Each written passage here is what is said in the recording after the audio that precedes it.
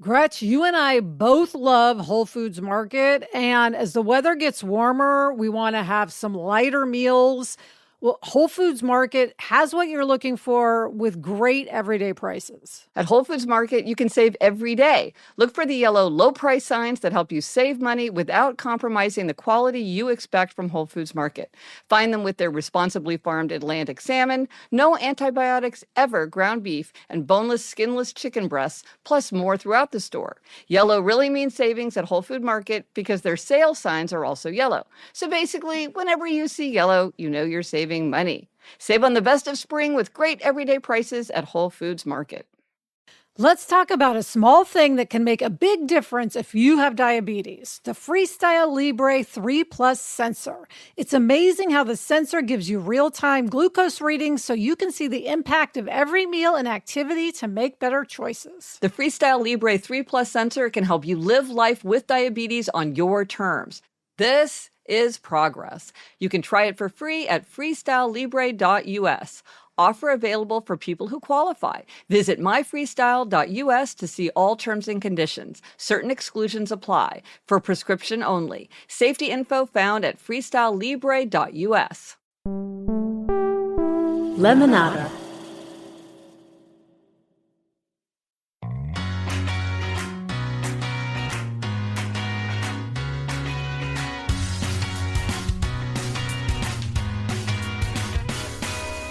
Hello and welcome to Happier, a podcast where we talk about ideas and strategies for making our daily lives happier. This week, we'll talk about why you might want to stash something in the messy closet, and we will be talking to the legendary author, Judy Blume. I'm Gretchen Rubin, a writer who studies happiness, good habits, secrets of adulthood, human nature. I'm in my little home office in New York City, and joining me today from Los Angeles is my sister, Elizabeth Kraft. And Elizabeth, I would say that for both of us, a Judy Blume conversation is definitely something that we have wanted to do our whole lives. That's me, Elizabeth Kraft, a TV writer and producer living in LA. And yes, Gretchen, my mind is blown. Yes. Right now, I'm thinking of, I think we shared it, a copy of Are You There, God? It's Me, Margaret, with the purple cover that was just frayed and falling apart. Yep. We've read everything she's ever written. Yep. Huge fans. Yes, and Are You There, God has the rare appearance of a Gretchen in fiction. So I appreciate that. She's not a great Gretchen, but she's there. But before we launch in, I want to announce my book tour. I am starting my book tour on April 1st. All the information is at happiercast.com/secrets. Because of Secrets of Adulthood. But if you are in the following cities, I am coming your way. And of course, I always love to see listeners. So please come. Washington, D.C., Boston, Kansas City, Missouri, of course, Lexington, Kentucky, Bloomington, Indiana, Tulsa, Oklahoma, San Diego, California, Corte Madera, Los Angeles, Wake Forest, Washington, Coral Gables, Florida, Miami, Florida, Tampa, Florida, and New York City. So I'm going to a lot of different places, and I really hope to connect with a lot of listeners and readers there. I can't wait. So fun. Be coming your way, Elizabeth. Yes, I think I will be at that event, Gretch. Likely. You're a good sister. And then, Gretchen, we heard from Brianna on the subject of being an obliger. She said, I have listened to the podcast off and on over the years, but just found myself taking the tendency quiz. I am an obliger. This realization has helped me immensely, starting with joining an online co-working platform.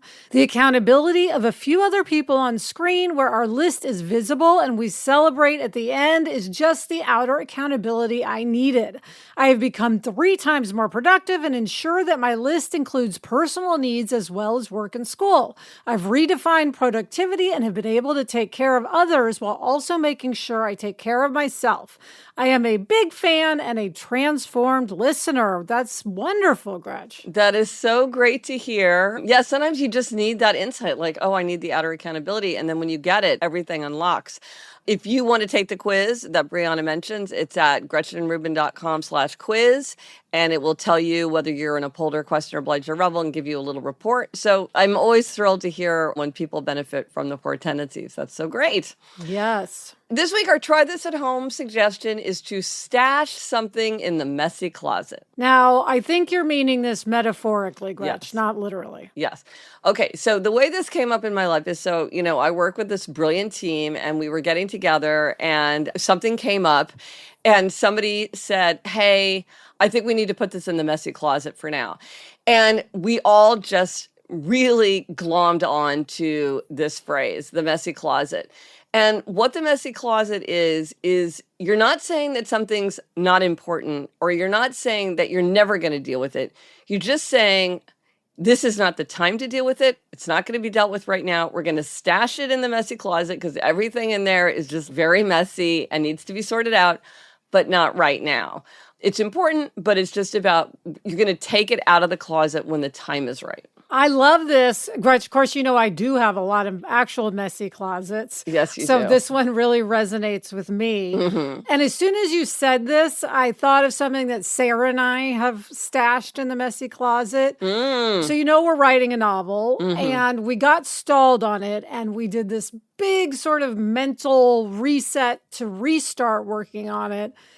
At the same time, we got this huge rewrite we had to do on our Netflix pilot. And it got to a point where we just couldn't deal with both of these things. Right. So we just had to put the novel in the messy closet because it just couldn't deal with it right now. Right. We will pull it back out once we're done with this pilot, but we just had to stash it. Yeah, I think it's a way to be realistic with yourself that not all things can happen at all times. With the Netflix project, it has a deadline attached to it. Exactly. Now, I know that you and Sarah have talked about the problem for the two of you if you don't have a deadline and how you have to sort of create your own deadlines because you don't. But now you've done so much work on it. It's not plausible that you would abandon it because it's just like so much sunk cost. But it is good to be like, okay, we're going to deal with this. But then the minute that we can, we're going to open up the closet and deal with it. And, it's just a good example of having the right language for something. It conveys the right associations. I think that's really useful.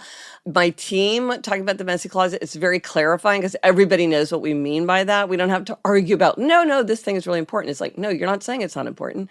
I guess it's kind of like saying that you're putting something on the back burner. And I guess you and I don't cook, so maybe that metaphor doesn't resonate with us. That's true. But messy closets, we think about a lot, one for one way or another. And I do also like that it implies a little bit of chaos, whereas a back burner doesn't, at least not for us. Yes. We're not putting it in a clean closet. We're putting it in the messy closet. It's something that it's going to be a thing to deal with it. And there's a lot going on in there that does not look pretty, but eventually it will get sorted. And yes, hopefully the time will come very soon, Gretchen, where Sarah and I pull our novel out of our messy closet. Yeah. And get it all nice and cleaned up. And out into the world. Well, let us know if you do try this at home and how stashing something in the messy closet works for you. What have you stashed in the messy closet? Let us know on Instagram, Threads, TikTok, Facebook. Email us at podcast@GretchenRubin.com or go to the show notes, happiercast.com/524 for everything related to this episode. Coming up, we've got a happiness hack that could make your time with others turn out better. But first, this break.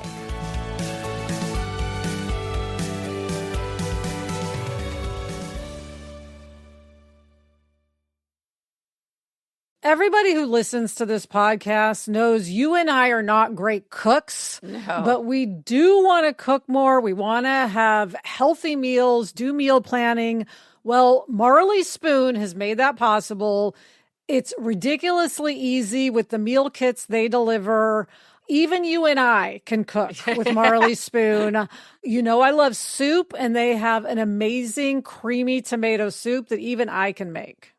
And Marley Spoon's new 15-minute express recipes are just what they sound like. It's easy, it's convenient, it's on the table in minutes. They have sheet pan dinners where literally throw everything on one pan and boom, you're done. This new year, fast track your way to eating well with Marley Spoon. Head to marleyspoon.com/offer/happier and use code happier for up to 27 free meals. That's right, up to 27 free meals with Marley Spoon. One last time, that's marleyspoon.com/offer/happier for up to 27 free meals. And make sure you use our promo code happier so they know we sent you. For the new year, why not expand your life by listening on Audible? I listen to Audible every single day of my life. It is one of my great joys in life. Explore over 1 million audiobooks, podcasts, and exclusive Audible originals all in one easy app. Tap into your well-being with titles that will inspire and motivate you. You can find insight and expert advice on health, relationships, career, finance, and so much more. Right now, I'm listening to an audiobook by Dan Pink that I love called The Power of Regret, and it is just giving me so many ideas, and I love that I can listen to it on the go. I love listening and learning just while I'm out and about. So start positive habits and reach the goals you set for yourself. Start listening today. Sign up for a free 30-day trial at audible.com/happier. Okay, Gretch, we are back with this week's happiness hack. I love when there's a very specific metric put around something. And I think sometimes this can get a little bit out of control and people put numbers attached to things that don't really lend themselves to numbers, but sometimes numbers are really useful. And I was reading an article in the Wall Street Journal called Boomers and Gen Xers Enter Their Gray Divorce Era and Thanksgiving Won't Be the Same. And what caught my eye is that a therapist was commenting that if you're in a situation where you suspect that people might have trouble getting along. So she was talking about specifically like in a divorce context, but this comes up in many contexts. She observed people can be amicable for shorter periods of time. So she suggests limiting gatherings to 3 hours. And I just thought that was like a good number to have in your mind. Mm-hmm. People can keep it together for a while, but after a while they get tired. If it's like a holiday occasion, maybe they're like drinking, and so their inhibitions start dropping. So maybe like less attractive behaviors starts emerging. It just gets later at night, so people are getting sleepy. And just after a certain amount of time, it just gets harder to stay on your best behavior. Yes, and 3 hours is good because it's enough that you really have spent time with people. Yes. It's not just rushing someone in and out the door. Yes. This goes with something we talk about, which is plan your exit. Plan your exit. Like if you're in a place and you're like, I think after 3 hours, I'm going to have had enough, make sure that nobody's blocked you in the driveway.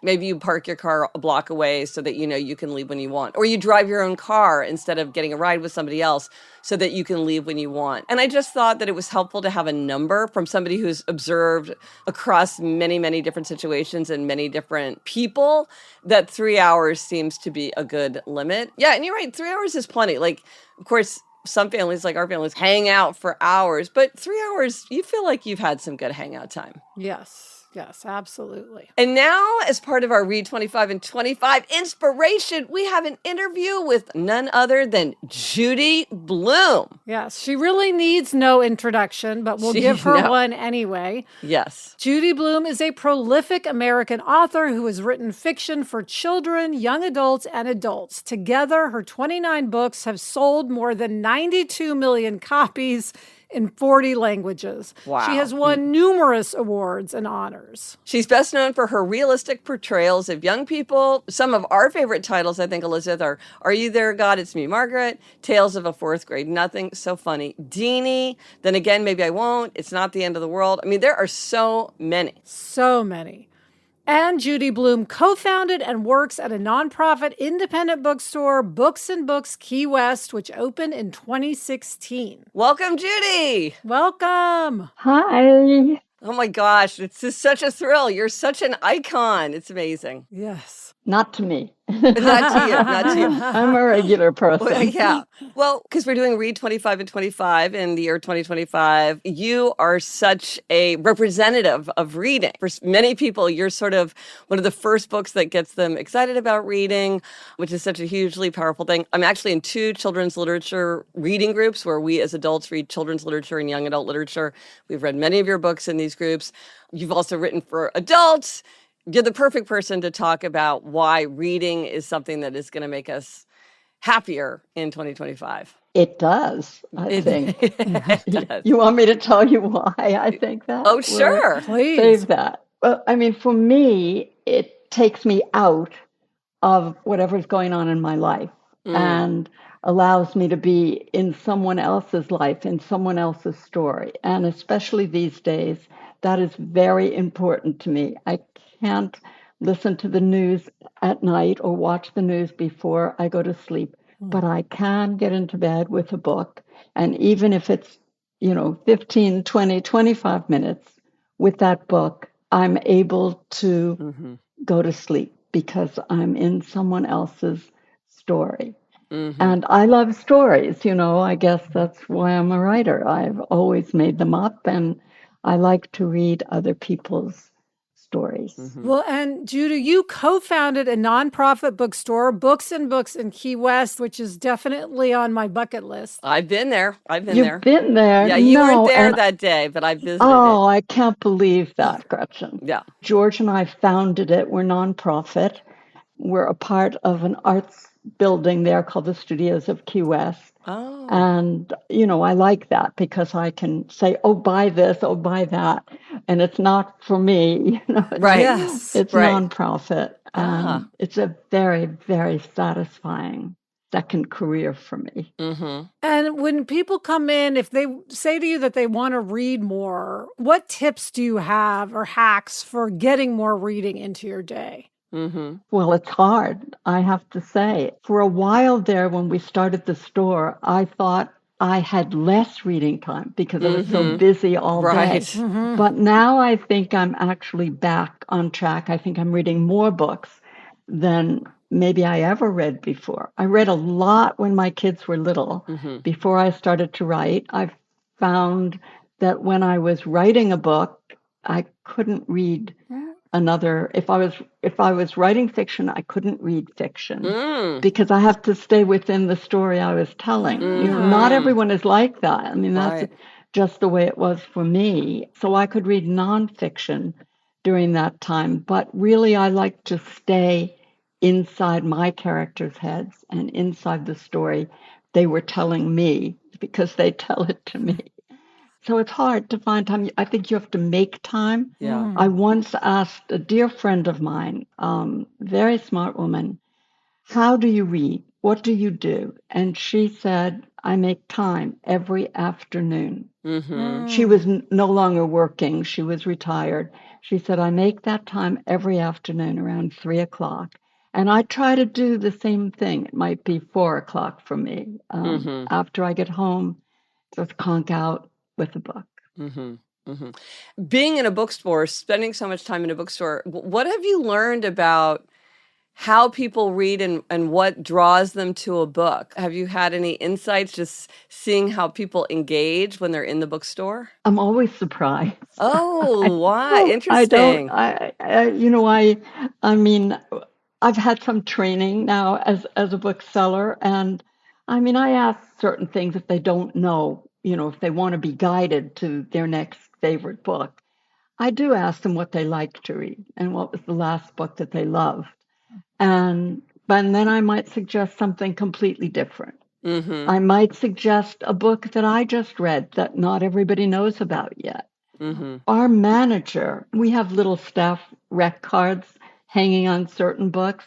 Our manager writes the best staff recommendations. I don't know if you saw that, Gretchen, when you were in our store. I always love a Emily. staff pick. Yes. So, Emily writes great ones. George can get anybody to read a book because he writes great blurbs like that. I am hopeless at writing blurbs, which I always tell people who ask me for a blurb. I truly am.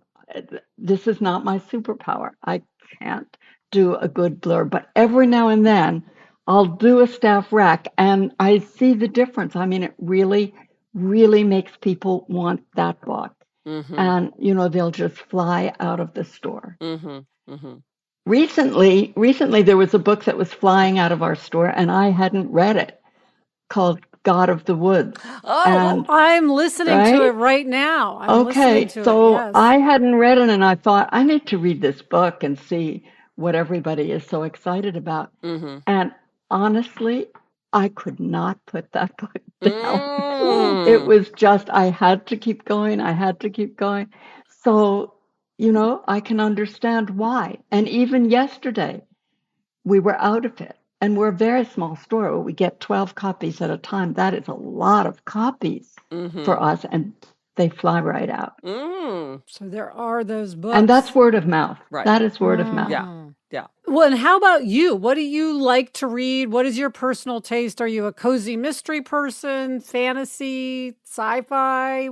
What are you reading right now? I can say no to all of the above. Okay. You like realistic fiction? I do like realistic fiction. Yeah. Well, that's what you write. I mean, and yes. probably I do. read what you write. I do. And we have plenty of people in the store who love fantasy, love sci-fi, cozy mysteries. We have someone in town who writes cozy mysteries. So, you don't have to know all the books. You have to know some of the books and really care about some of the books. So fiction is my thing. And I'm still a realistic fiction girl, just like when I started to write. And how do you feel? What's your stance on audiobooks? I think it's fabulous. I think audiobooks are great. My husband, who is a great reader and listener, always is listening to one and reading one, not, together, but at the same time. He can do that. I could never do that. But put me in a car where I hate to be for a couple of hours and I'll be listening. And I love it. I mean, it makes the time go so much faster in a car where I don't want to be. But otherwise, I still I like the book. I like the book in my hands. But audiobooks are fabulous. Ebooks. I mean, my daughter is a very big reader, and she reads on a tablet because it's easier for her to see. And she can get her books on that tablet through our nonprofit store. So that's good. However, the story comes, and for kids, it's learning to listen helps a child understand a story. I think listening goes along with becoming a reader. Oh, interesting. Yeah. When my grandson was very small, he loved the Fudge books, of course, right? Of course. And I read them. I cannot stand my own voice, so I never listened to them. But he read them, and he listened to them, and I was reading them. And my daughter said to me, "You don't know what it's like to be a grown-up with your own home and have to hear your mother's voice all day long." And I said, "Randy, get him a headset." Right. And she did. And then everything was cool. Oh, that's very He's funny. a grown-up now. Oh, that's very funny. Adorable. That's very funny. Yeah, occupational hazard. Judy, reading about you, I read that even when you're working at home, when you were writing, you would put on an outfit every day. And our mom does that. And I just wanted to ask about that and your thinking on that. Well, I'm wearing a bracelet. I always wear a bracelet. And I mean, the outfit it's a t-shirt and pants, but it's fresh. Take my shower, wash my hair, put on a little lipstick. Yes, I always did that. Yeah, because it's going out to work. I mean, for many years, I lived in a house in Key West. Now I live in a condo. But for all those years that I lived in the house, I actually left the house, walked a few steps to the guest house where I had my study, where I worked. And it was going out to work. That was your commute. Okay. That was my commute. That's a good commute. Love it. Now, Judy, you've been writing for your whole life, and you're one of the most widely banned authors in American history, which seems hard to believe. Bonkers. Did that ever make you want to stop writing or change what you wrote? Did it make you more determined, defiant about writing? How did that impact you? I would say, first of all, I don't mean to correct you, but I would say that the 70s was a very good time for children's books and children's book writers. The big first banning of my lifetime was started in 1980. Okay. And went through, like it was with the presidential election of 1980, Judith Krug, who then headed up the American Library Association Freedom to Read, said that the censors came out of the woodwork overnight. Like it was different then. I mean, it was, we are going to tell you what kids can read, but it wasn't coming from the government. Mm-hmm. I mean, it was terrible. It was terrible, to go through that in the 80s. And in the beginning, I felt alone and discouraged, even a little bit frightened what this is, because I never wanted to hurt any kids, and certainly didn't and don't now. Mm-hmm. But somebody telling you that your books are dangerous, and what do you do? So I was really lucky, and I found an organization called the National Coalition Against Censorship. Very small organization, just getting going. And they helped me become an activist. Mm-hmm. And when you learn to speak out, I think it helps you feel better. Mm-hmm. You're doing something. You're not just sitting at home saying, poor little me, what can I do? You're out there and you're doing something. And you're doing it not just for you, but for all the other writers who were being banned. And we used to go around together. I mean, and it was a tough time. And then it was like, okay, libraries now, school libraries especially, have their policies in place. And that was the big thing, to get your policies in place so that if a parent came in waving a book, demanding its removal, you knew what to do if you were the librarian. And by the 90s, I don't know, there were still some book bannings, but it was, nothing like what's happening today, which is truly, truly frightening, because this is coming from government. It's great that you're working with others to stand up against it. Yeah, I just tell you, there's a book out called That Librarian, and it's written by a school librarian, Amanda Jones. She is coming to our bookstore. I'm very excited about this in a week or so, to talk about her experiences. And they're pretty shattering. And you ask, does it discourage you? I think it can discourage you, but when you find out you're not alone and other people can rally around, I think that's what happened with Amanda. She's become an activist. She's speaking out. She's received death threats, and she's been just crucified online and social media. She's been crucified in social media, but she's trying to help other librarians who are facing the same situation. Oh, definitely. Well, that's such important work.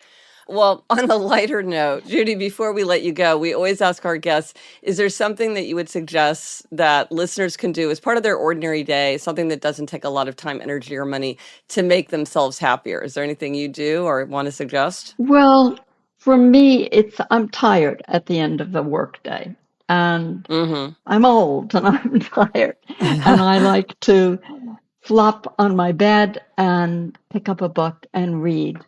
And if I fall asleep, great. Have a little nap before dinner. And if I don't, I'm just reading, and I'm calming down after a long and difficult day. So you slot it in as part of your coming home ritual. Yes, I really like it. And if I'm working at home, and I do have a secretary or two who come in and help me at home in the days that I'm not at the store, they know that come 3:30 or 4 o'clock, Judy is toast. I am so burned out. I need that. But looking back, I think I always needed that. So, if you can give yourself that, great. I know not everybody can. It's a luxury. Well, thank you so much. This has been such a pleasure. Judy Blume, so great to talk to you. So fantastic. Thank you, Gretchen. Thank you, Liz. More reading for all. Coming up, I give myself a reading demerit, but first, this break.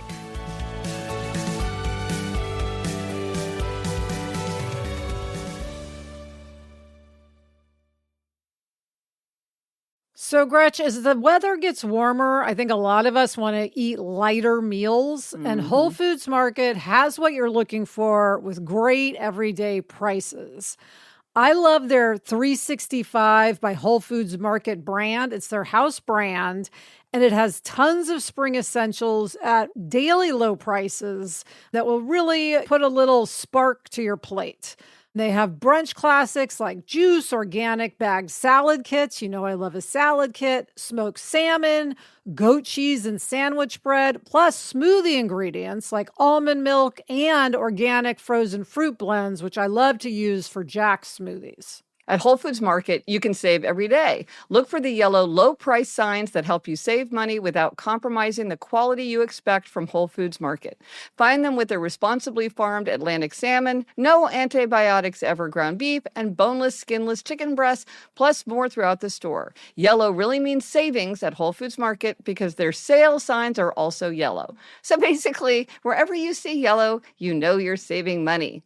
Save on the best of spring with great everyday prices at Whole Foods Market. You know, as parents, we want to help our children succeed in school. But I remember when Eleanor was struggling with math, she was asking questions on the homework that I just did not feel equipped to answer. And that's where a program like IXL can really make a difference. IXL Learning is an online learning program for kids. It covers math, language arts, science, and social studies. IXL is designed to help your kids really understand and master topics in a fun way with positive feedback.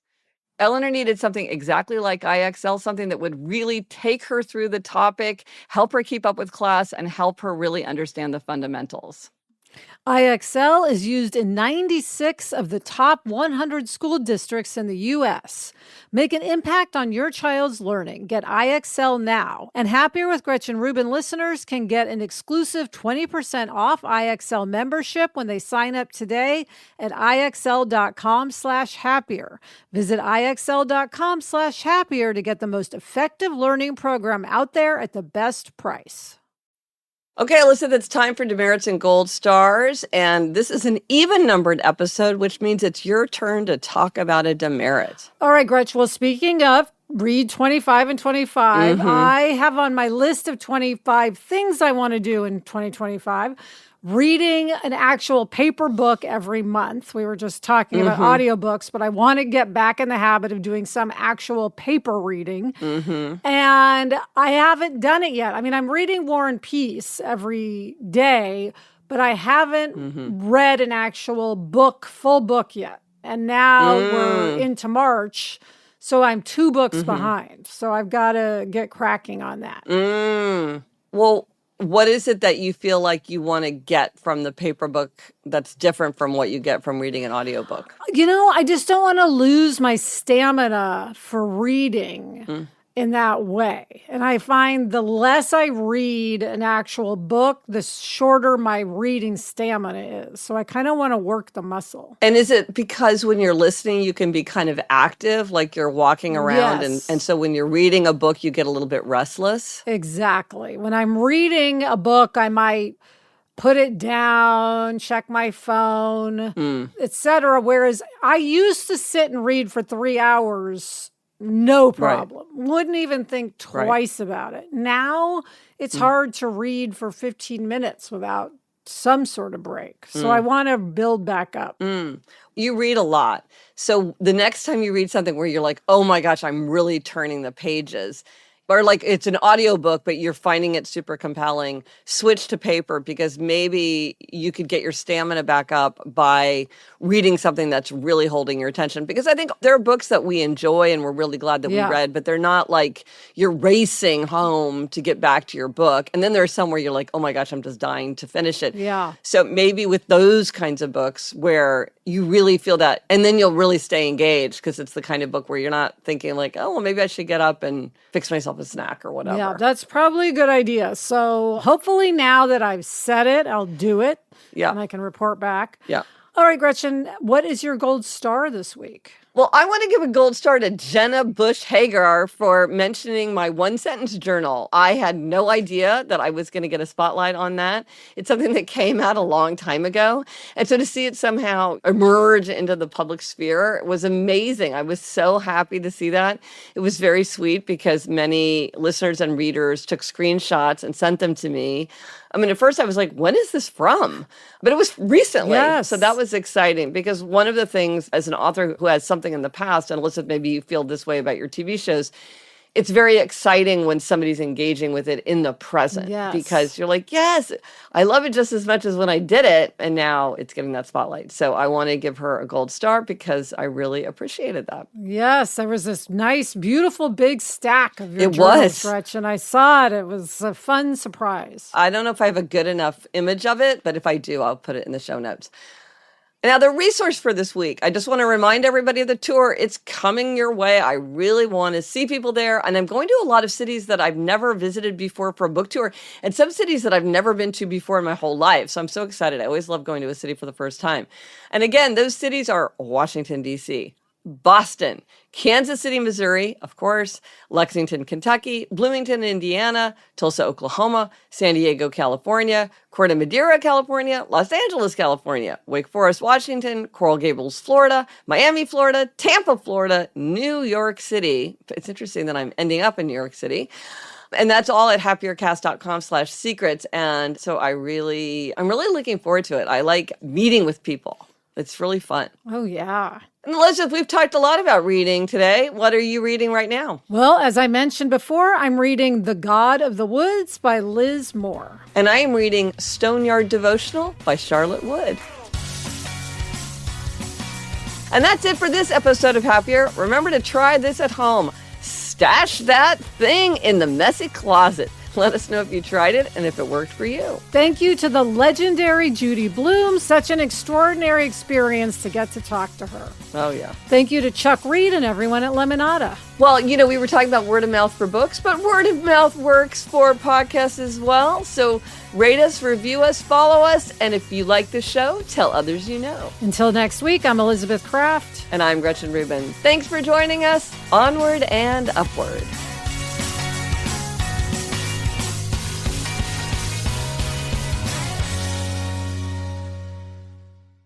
Gretch, if you'd said 10 years ago when we started the podcast that it would lead to us getting to meet Judy Blume, we would have done it just for that. Just for that, exactly. I know.